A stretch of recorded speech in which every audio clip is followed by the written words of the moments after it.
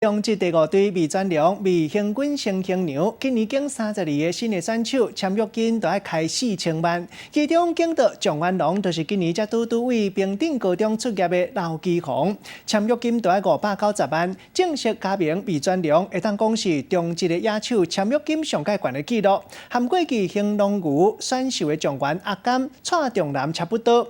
若教练是经进前的大联盟球星、传奇中职兼球员，和大家拢真期待。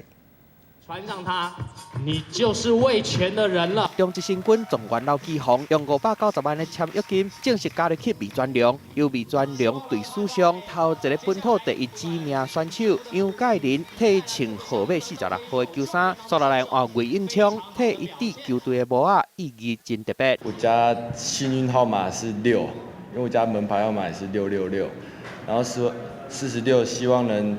事事都能66大顺。这对位平顶高中毕业，外号叫做三优炮的刘基宏，签约金590万，虽然无拍破过去兴隆牛选秀状元阿甘蔡仲南的600万，不过已经是拍破中职外野手签约金上悬的纪录啊！在教练的部分，台湾的朋友。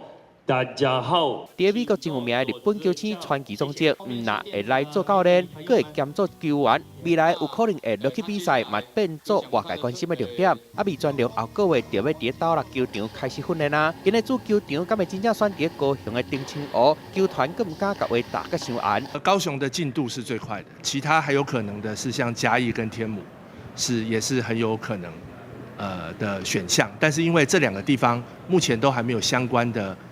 公开的招标的程序。魏全龙让20年搁一届登来中职，不管有啥物新的消息，球迷拢真关心。记者综合报道。